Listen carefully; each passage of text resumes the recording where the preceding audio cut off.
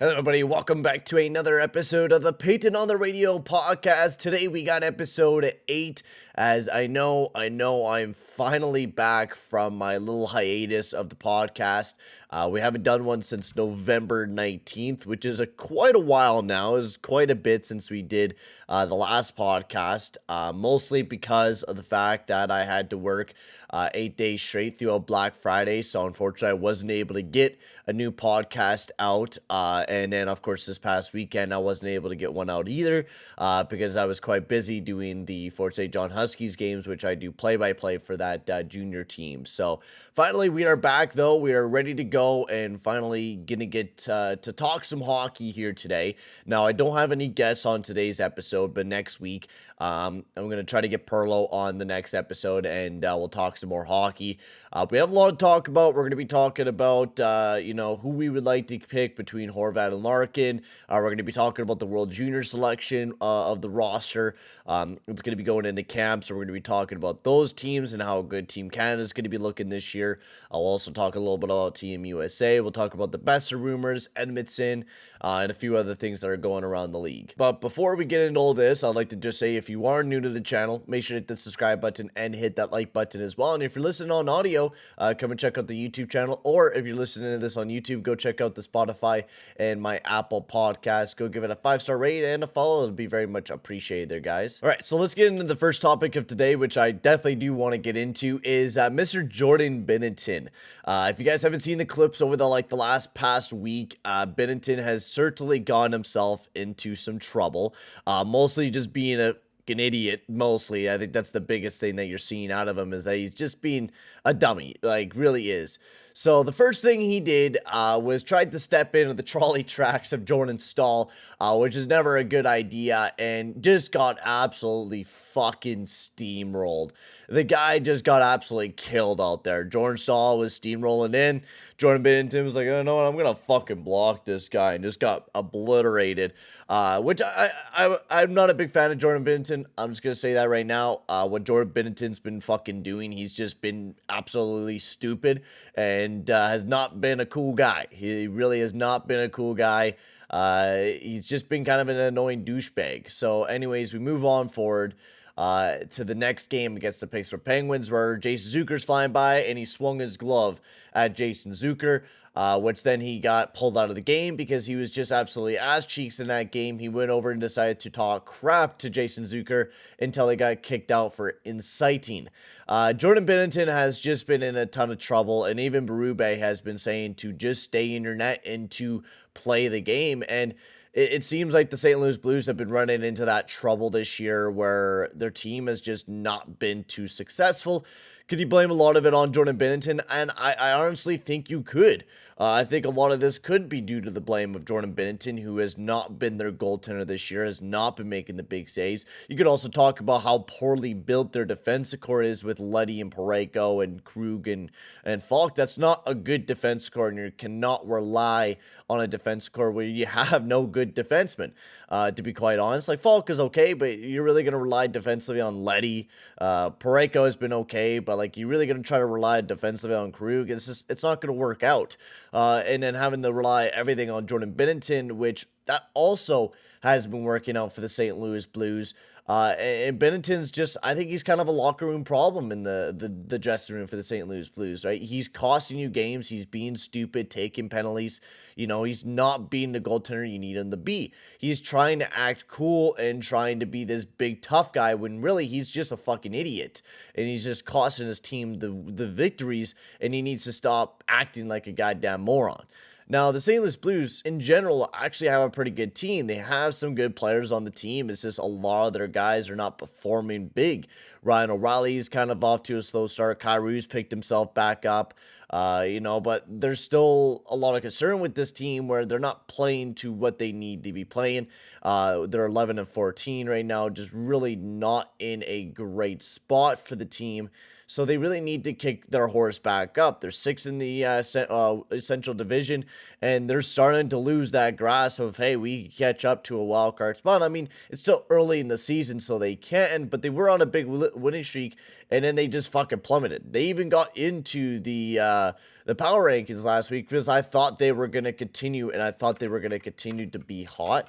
And then they just ended up not continuing to be that hot team, and they went cold. So Berube is really not liking the annex of Binnington. He's not liking what he's doing.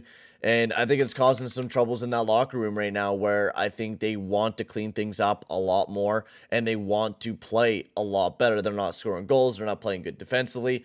And yeah, since the podcast, they went on a 7-game winning streak and then lost 2 in a row, got 1 win against Panthers, and then lost 4 in a row. So once again, they're not in a good concession. They're just struggling. They're not winning the games they need to be winning, and it's just not looking good for the St. Louis Blues this year. Really is not.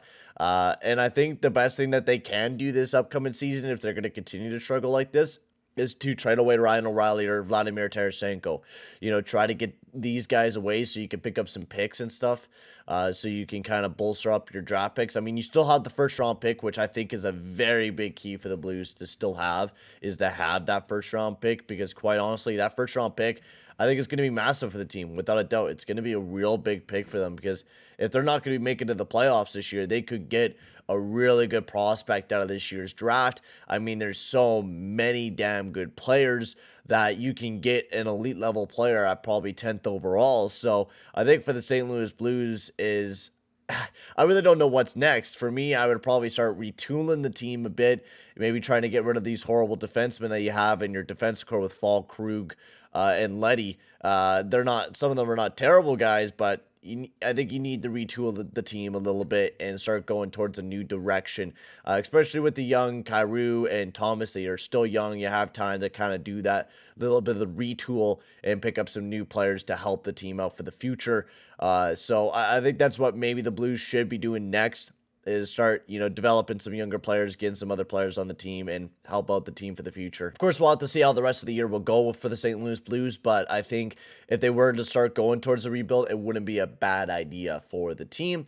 So we'll move on to the next topic of discussion, which I definitely want to get onto, is the Brock Besser trade rumors.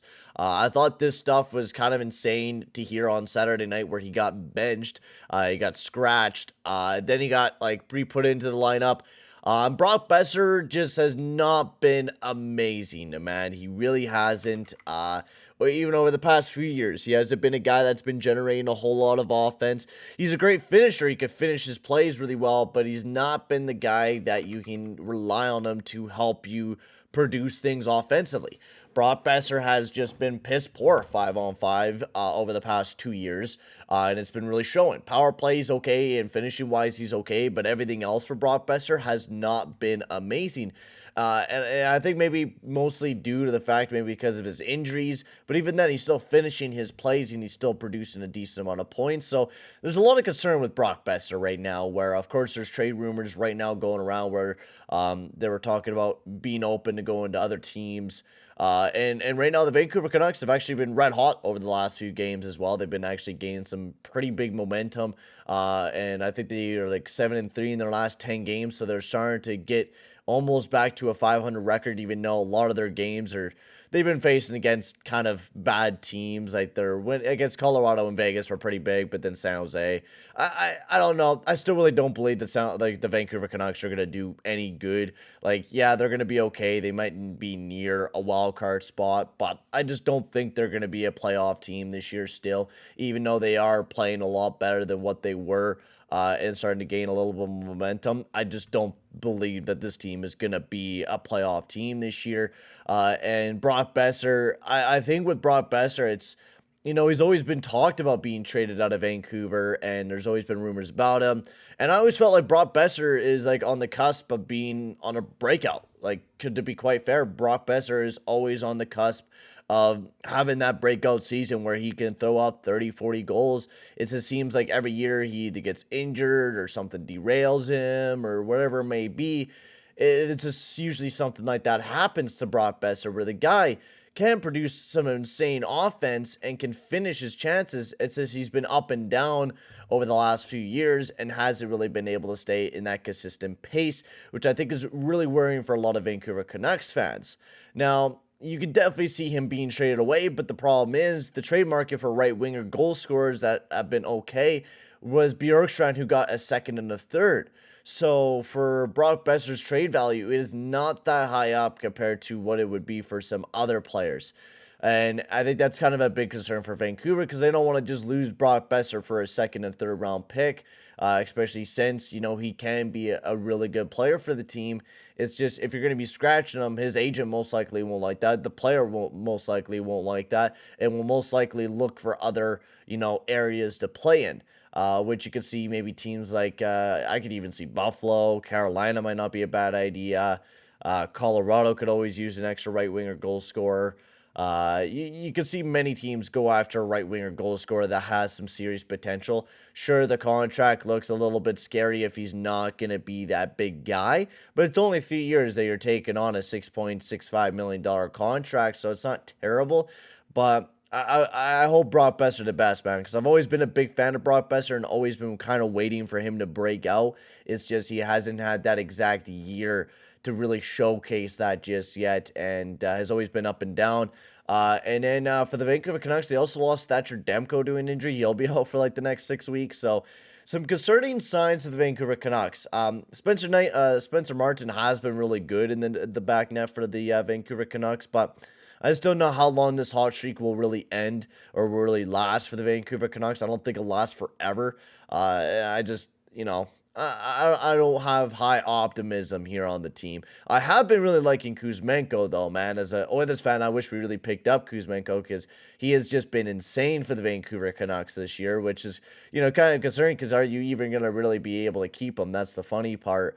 Kuzmenko might not even be a guy that's going to be on the Vancouver Canucks this upcoming season, so that's going to be the crazy part as well. And then you even add Bo Horvat, like, the Vancouver Canucks are just in a time where they should have just started rebuilding, to be quite honest. And I know Vancouver Canucks fans hate me saying that. Oh, no, we're a good team. You guys are not. Like, you should have just fucking rebuilt. Like, I just don't know why you rebuilt, because if you rebuild, you have more cap over the next few years. If you played patient, you could have had one of the best drafts this year in the NHL to have some really good picks. If you just tanked this year and just were bad, you could have had some real good picks coming up in this upcoming draft, but you decided no, we're gonna try to be a good team this year. We're gonna really try to be a team that competes for the cup.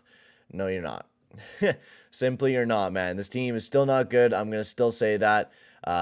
There's a lot of great players on the team for sure. Patterson's having an amazing year, but there's still not many fantastic players on this team that I think that will push this team to the next threshold, especially the defensive core, man. The defensive core is ass. Like, they are so bad defensively this year. They're just not a good team.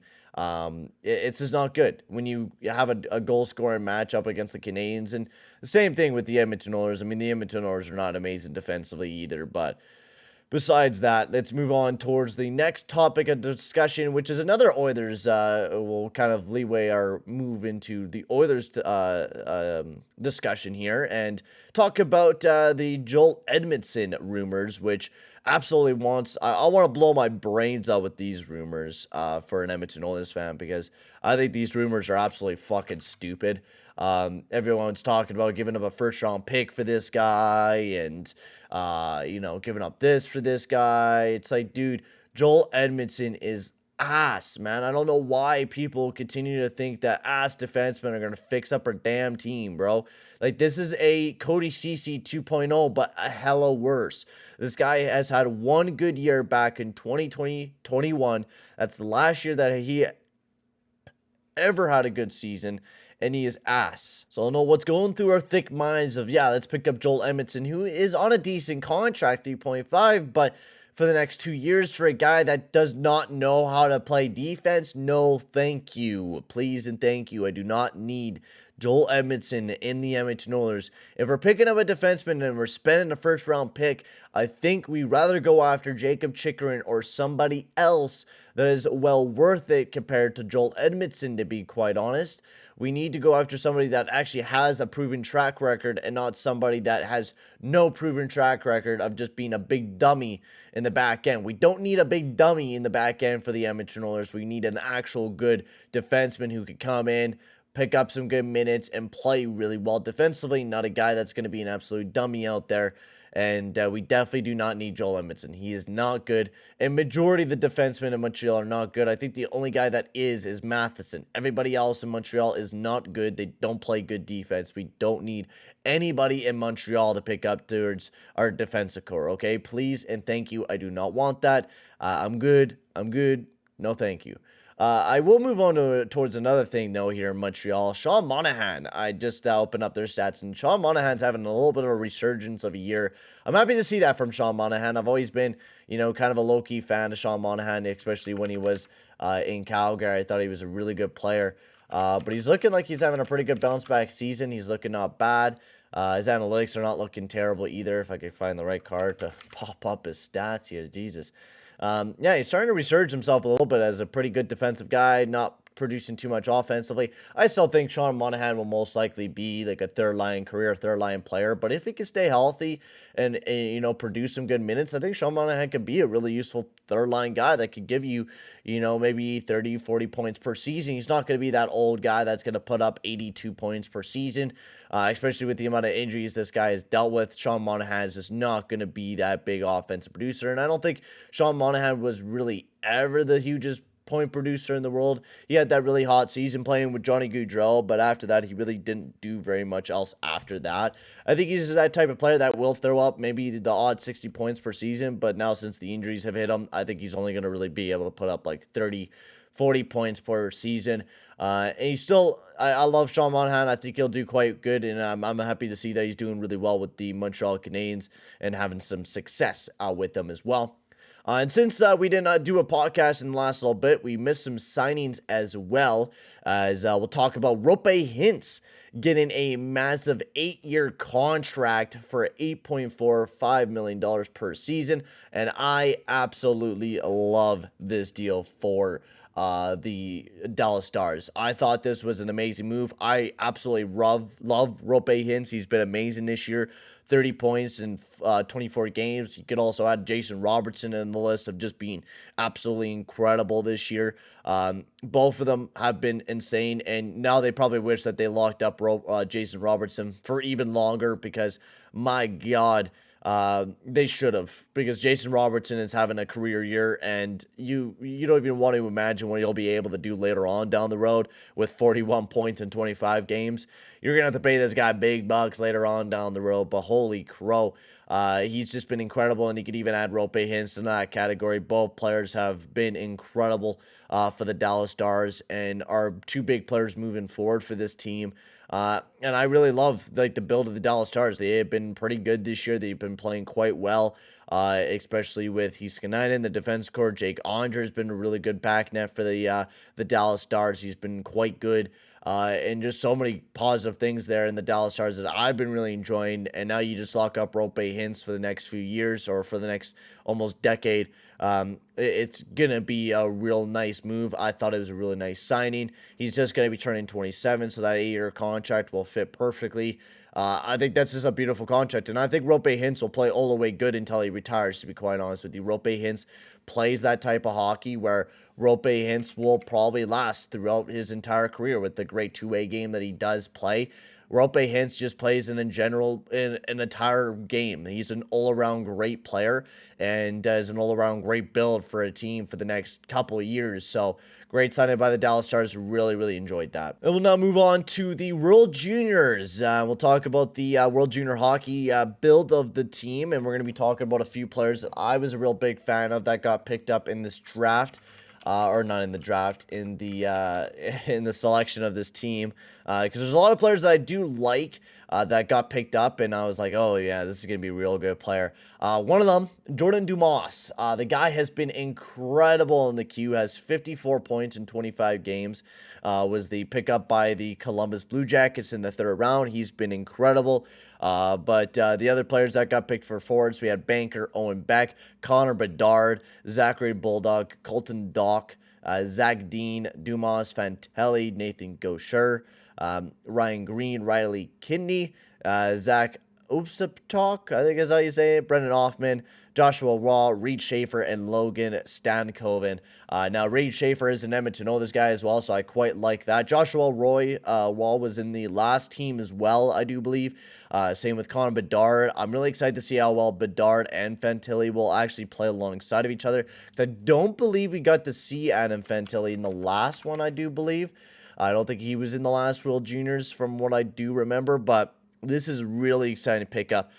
Really exciting. Oh, he was. He had 6 points in 4 games the last time around. And Bedard will be back on the team as well. So actually, it looked like Fantilli was not. He was part of the under 18s, but definitely was not part of the World Juniors in the 20s. So Bedard had 8 points in 7 games. You're probably going to be expecting Bedard to have another big one. We won't be having Mason McTavish part of the Team Canada this year, which will be a bummer. But, I mean, Team Canada last year was incredible. They were just incredible last year. We had some real great players in Lambos.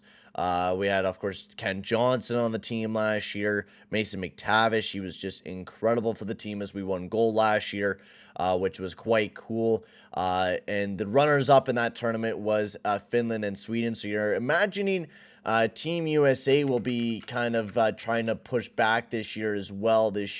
Trying to, get back into the runnings of this year's tournament as well, especially with how stacked the Team Canada is. You got to be imagining that Team USA will also be trying to push back hard this year, which I know they do have a roster. I just got to find the roster for this damn team. But taking a look at the team this year for the Team Canada, it's a pretty strong roster this year. I like how they're going with some bigger guys, but they also have some nice speedy guys with Dumas, Joshua Waugh, Bedard, Fantilli. Logan Stankoven's going to be amazing. Of course, I forgot the defense, but not a lot of big names in the defensive core, but for Korchinski, but they also got Nolan Allen, Ethan Dalmastro, Tyson Hines, Carson Lambos is returning, Jack Mattier, Ethan Nas, Ethan Sampson, and Olin Zellweger, which I think is also a really nice pickup. And then goaltending, you got Tyler Brennan, Benjamin Goudreau, and then Thomas Milik and William Rousseau as well being added on to that as well. So not a lot of guys that are playing, like Shane Wright. They're not going to be going into the World Juniors or anything like that, I do believe. So that's your roster for the Team Canada, which it's the camp roster, so it's going to definitely be shaved down. We'll definitely keep you guys updated on what will be happening when it gets shaved down and all that sort of stuff. And when we hear more about that, we'll go on to the Team USA one, which I think they have a pretty good team coming into this year as well. I can't believe they didn't do Sasha Padenjo into this roster, but they got Charlie Schrammel, Jimmy Snuggerud, Will Smith. Oh, damn. Will Smith. Red Savage, Rutro McGrotto, Cam Ludd, Chaz Lucius, Sam Lipkin, Ryan Leonard, Noah Laba. Ryan Leonard's going to be an exciting player. Cutter Gaucher, Dylan Duke, Jack Devine, Logan Cooley, Kenny Connors, Tyler Boucher, Kevin Brindley, and Jason Jackson Blake. Defensively, they got Ryan Ufko, Jack Pert, Luke Middlestad, Lane Hudson, Luke Hughes, Aiden Hirschjack, Ryan Chesley, Seamus Casey, Shah Boom, and Sean Behrens. And then the goaltending, the only guy that actually is drafted out of this entire group is Tyler Muzalik. So that's the only guy that's actually going to be playing drafted in the roster. So I gotta say, not a bad World Juniors roster either for the American team. I don't think it's going to be as good as the Canadian team. When you got Cutter Gaucher, you got Logan Cooley, who are going to be coming back in there again. I think you got a pretty exciting roster for Team USA this year. And compared to what they, were doing last year, they did not have the greatest year, to say the least. They didn't even finish for any fucking medal. They did not do amazing last year for Team USA, but you're going to probably expect them to have definitely a bounce back season or bounce back World Juniors, to say the least.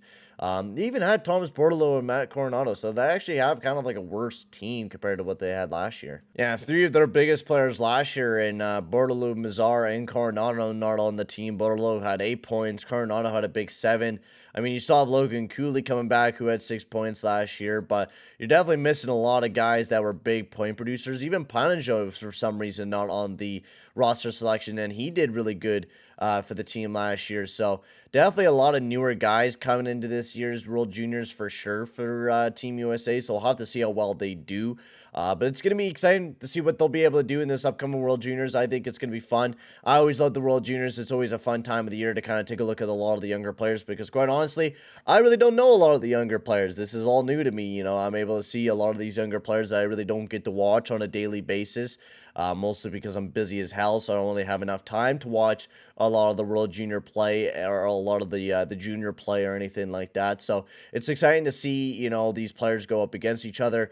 And then, of course, Mateo Michkov will be able to see, I think, at the World Juniors as well, which I think will be really, really exciting as well to be able to see him, Bedard, and all those guys. So it's going to be a real fun season this year. I do believe World Juniors, it's going to be a big World Juniors. It's like the year where McDavid was in. And Michkov wasn't in the last World Juniors, so I don't know if he's going to be in it this year, but I hope so. I hope we get to see Michkov in this upcoming World Juniors because I think, is even Team USA or Team Russia going to even be part of this? Because last time, were they? I don't believe so. Oh, okay, yeah, they weren't even part of this year. They weren't even part of it last year. So I think we'll have them in this upcoming season, I do believe. Let me know in the comment section below because I always forget. I didn't even really pay attention to this past World Juniors. I like very faintly remember this past year's World Juniors because it was legit in fucking summer for no apparent reason. Instead of just skipping it, they decided to reschedule it all the way to the summer, which... I didn't get it. I didn't get it. Because not even a lot of people even went to the games. Not even a lot of people went to Rogers Place to watch. It was like 1,989 people per game. It almost made no sense to even hold this past year's World Juniors. Like it's kind of dumb the way that they did do it. But you know, they did it anyways. Fucking, they're real smart. I think even the last World Juniors that were in Czech Republic had more people per match. They had 5,596 per match. So it's crazy. It's crazy to me why they did it in that tight, like in then. I just don't know why. It's weird. It is a weird time. Weird time to even do it. So let's move on to the last thing of today's episode, which of course you guys know. The famous power rankings. There's a lot of new teams, a lot of changes in this week's power rankings, mostly because of the fact that, we didn't do one over 2 weeks. So there's a lot of changes that we got to go after. A lot of teams that we're going to be, talking about that had some big changes, so on and so forth. So we're going to be talking a lot about all that and all the big changes that went on. So, at number 16, we got the Los Angeles Kings, and man, they have not been hot since the 19th, only having 2 wins since then, and they've had about almost 7 games that they played, and they only have won 2 games out of that. Their last 10, they're 3-4-3. They have not been amazing. The last time around, they were actually in 8th, and they were doing quite well. They were looking pretty hot. They were producing some wins. They were playing quite well coming up to the 19th. They did lose a few games coming up to the 19th, but they were playing quite well, so we moved them up to the 8th, and now they have viciously dropped down. Defensively, they had to send down Cal Peterson, so now it's just really Jonathan Quick. And I think the biggest thing is goaltending this year for the LA Kings. They're not getting the goaltending that they really need. Quick was the big guy last year. He had a .910 save percentage. He was playing quite well, especially well. Cal Peterson was massively struggling. This year is kind of the complete opposite for the LA Kings, where they don't really have that goaltending. They have the offense this year. My Lord, they have that offense. But their goaltending has not been the greatest side for the LA Kings, and it's been massively struggling this year. Now we'll move on to the next team, which we got the New York Rangers, which they moved up 1 spot. They've been okay. A lot of these teams have been playing okay, but the Rangers, they have been 4-4-2 in their last 10.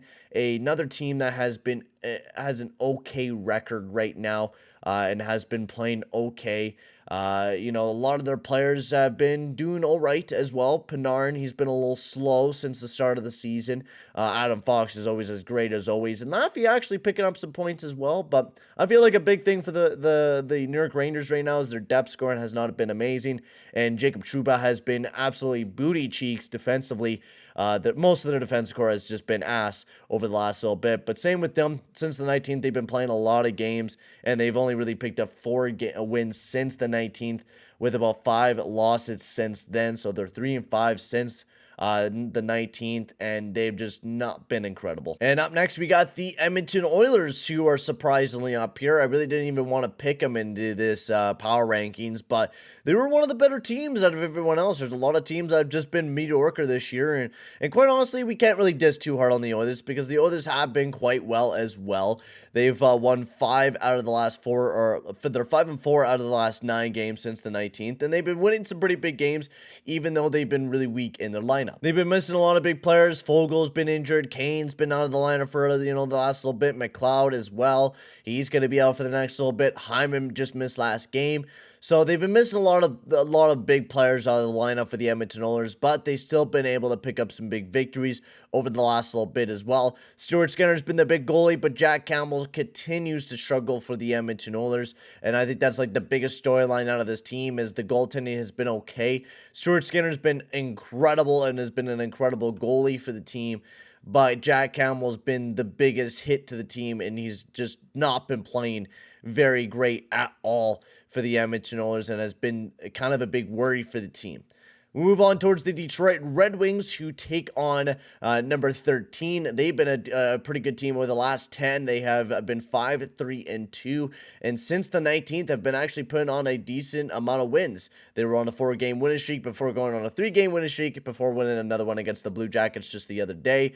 But they've been quite well. I've been loving the Detroit Red Wings this year. Kubalik has been insane. Larkin's been off to a hot start this year. Their depth has been good, and Ville Husso has been quite of a good goalie for the Detroit Red Wings as well. But good start for the Detroit Red Wings, and I mean, being in a wild card spot right now for the team is in a pretty impressive spot, even though they're going to be having the battle hard with the Rangers and Florida Panthers right behind them as well. I don't know if the Red Wings will be able to last in that spot, especially with how deep the Eastern Conference is right now, but the Detroit Red Wings, they will take an easy spot up in 13th, and another team that has showed up there for the first time. They were in there a few weeks ago where they were at 16th, and they haven't really been able to get any lower than that, so seeing the Detroit Red Wings dip down a little bit more at 13th is pretty cool to see.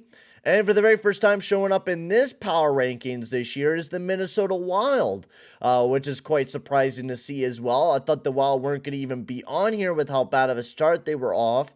But this team has been red hot over the last few games, picking up some big wins over the Oilers. They've been on a little bit of a 4-game winning streak since the 19th. They've only lost 1 game since then. So you got to give them props. They're 6-1 in their last 7. Like, that's really impressive for the Minnesota Wild.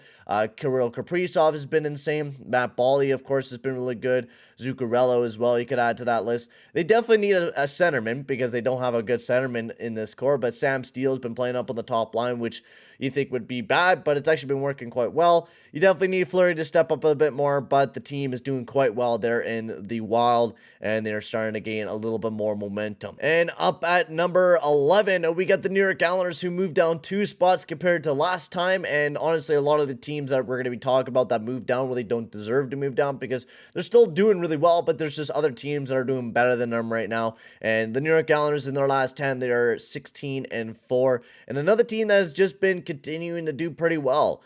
Since the 19th, they've also won 5 games and lost 3. A team that I've been really impressed with. They've been playing a good game. Matthew Barzal has been insane. Just imagine if you were to put this guy alongside of some great-ass talent, you would just have an amazing team, to say the least. This team would be insane if they would have, big-time goal scorer to put alongside of Matthew Barzal, because this team would be absolutely unstoppable, especially with how hot Matthew Barzal has been looking this year. Syorkin and Varlamov have both been just an insane tandem for the team and have been incredible for the New York Islanders, and just a really entertaining team to watch this year, especially with Lane Lambert taking over the team, kind of giving it a new look and, just doing stuff a little bit different than what we've seen over the past few seasons. I've been really enjoying it.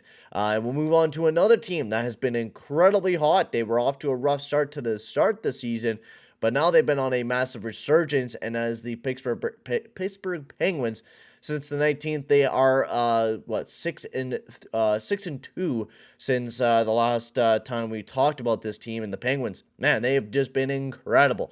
Crosby has been incredible. Getzel, Melk, and Zucker has been producing a lot. Raquel, they're getting good goaltending out of Tristan Jarry. A lot of good things, and hope that Letang is good. Unfortunately, he had a stroke a little while ago. He is back at skating, though, so that's a good sign for Letang. So hopefully he'll be coming back in the lineup for the Pittsburgh Penguins here very soon. But the Penguins, they are taking apart that 10th spot, which I think is the first time that they're being part of the power rankings, because oh no, they were the second week, the second episode, the Penguins were at 14, so they moved massively down and out, but now they're back in at 10th, so that's good to see the Pittsburgh Penguins being back in the power rankings.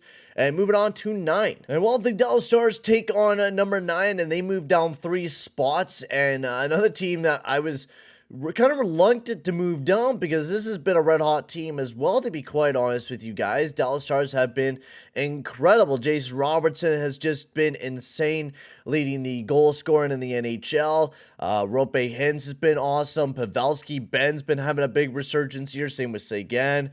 Just a lot of players looking incredible for the Dallas Stars and have been impressing me massively. Not even just that, since the 19th, the Dallas Stars have done quite well, winning about they're about 4-2-2, or 4-1-3. So a lot of their games have been going towards overtime, and they're doing quite well here for the Dallas Stars over the past 2 weeks since we did our last episode. But there's just so many other great teams that are ahead of them right now. It's kind of even hard to compare. Like I said, there's a lot of teams that have moved down, but there's a lot of teams that have moved up as well. So there's a lot of teams that have moved back and forth. So let's get on to the next team. At number 8, we got the Carolina Hurricanes, who take on number 8. In the Carolina Hurricanes, they've been just kind of okay to start off the season, but they're right now on a 4-game winning streak. They were on a 5-game losing streak, but have resurged big time, but that's really the big reason why they have fallen down. They definitely need to get the depth scoring a little bit going. Seth Jarvis has been off to a rough start, same with Toivo Teravainen. Kotkaniemi has only had 5 points this year, so they need to have a lot of their depth guys start producing a lot more and getting a lot more points if they're looking to be successful. But the Cooch man has been incredible as their starting goalie since Frederick Anderson has fallen to an injury, so Cooch has been quite good. But they definitely need to get some depth scoring if they do want to stop falling down the power rankings. And we'll move on to number 7, which is another great, amazing team that has been red hot. And I know that I put this team ahead of the Dallas Stars, but that is the Winnipeg Jets, who continue to play quite well since the 19th. They have just been insane, winning about 5, and they're 5-2 since the 19th, the last episode of our podcast. And Morrissey's been incredible, producing a lot more points. You got Perfetti, Kyle Connor, Dubois, Wheeler. A lot of these guys playing quite amazing, and Hellebuck has just been insane for the Winnipeg Jets this year. He's been making a lot of big saves, and is probably, the biggest reason why this team is even in a playoff spot right now. Connor Hellebuck has just been incredible for the Winnipeg Jets, and is a real big reason why this team is really high up in the power rankings and have been incredible. Another team that has been absolutely surprising my ass off takes on 6, and that's the Seattle Kraken, also moving up 4 spots in the power rankings. You got Matty Beniers, who's been playing incredible. You got Aberle, who's been playing great. Burakovsky, who's an amazing pickup. Jared McCann, the Maple Leafs wish they didn't trade away this guy. Schwartz, Sprong, just so many guys who have been looking amazing. Now, sure, they have not been playing very good defensively. Their goaltending has just been not there lately, but my lord, they were on a 7-game winning streak since the 19th, only losing 1 game, and that was just a few days ago against the Florida Panthers. So the Kraken have been insane. They've been playing really well, and I've just been a real big fan of the way that the Seattle Kraken have been able to play. And on to 5th, the team that's been able to stay at 5th for, the last few weeks now, is the Tampa Bay Lightning. They've been here at this spot for the last 3 episodes, which is just, or at least the last 2 episodes they've stayed up at this spot. But Tampa Bay have been hovering around that 6th, 5th spot over the past few weeks. And Tampa Bay Lightning, they've just been consistently playing really good. They've had about 5 wins since the 19th, and they're 5-2. So they've been another good team that has been playing quite well. Kucherov's been insane. I love him for my fantasy team. Same with Steven Stamkos, Point. Shargachev's been a big guy for them. Victor Hedman's been quite good for the team defensively.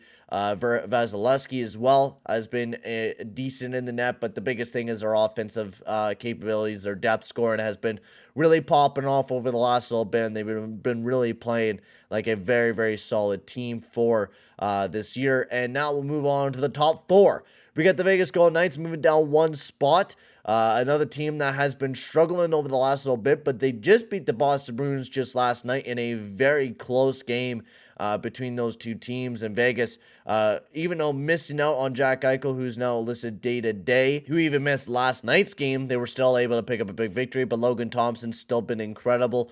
He's still been that big goalie for them. They haven't been super incredible since the 19th. Their last 10 has been looking amazing as they're just 6-3-1, but they did get a big victory against the Boston Bruins, and they're starting to get on that little bit of a winning streak now as they've won 2 in a row. But they got some big games against the Rangers and the Flyers and then the Bruins once again. So some big games coming up for the Knights once again. As we'll move on to the third, I know this is going to be quite a surprising team, but we got up at third, the Toronto Maple Leafs, where I know this is quite surprising. We've seen the Maple Leafs jump up 9 spots, the biggest riser in this week's power rankings. As you got Mitch Marner, who's just been on an incredible pace, 19-game point streak, and I mean this team has been red hot. Like there's no doubt about it, this team has been red hot. They're 6-0-2. They haven't lost a regulation game since November 11th was the last time they lost a regulation game. This team has been on a really hot streak. They've been playing really good, and that's why I'm bumping them up to third. The Toronto Maple Leafs simply have been putting some really strong games together. You're getting some good games out of Samsonov. Matt Murray's been playing quite strong. You're getting some good offense from a lot of your big guys. Hopefully you start getting more depth scoring from the rest of the guys, but the Toronto Maple Leafs are looking really strong. And then up at number 2, we got the New Jersey Devils staying at the same spot. Of course, the Devils have just still been incredible. I mean, you just got Jack Hughes and a lot of the bigger guys producing big time. Vanacek playing amazing. Schmidt been doing amazing since Mackenzie Blackwood went down with an injury. He's just been playing incredible. And then the Boston Bruins up at number 1. They stay up at number 1 and they've been playing amazing and deserve to stay up at 1 with Linus Ullmark playing amazing to start off the season. Hampus Lindholm and so many other great players. The Bruins have just been amazing to start off this season. So thank you very much for watching, guys. That was a lot of fun. That's this week's Power Rankings. I know I didn't get too much time to talk about the Larkin and Horvat thing, but next week, me and Perla are going to discuss, because I see it up on Sportsnet, who's the best UFA to go after. So let me guys know if you guys want me to talk about anything else or have any more questions or, have any, discussions that you want us to bring up. Let me guys know in the comment section below. But that's this week's Power Rankings and that's this week's podcast. Thank you very much for tuning in, and I'll see you guys all in the next one. Adios, amigos.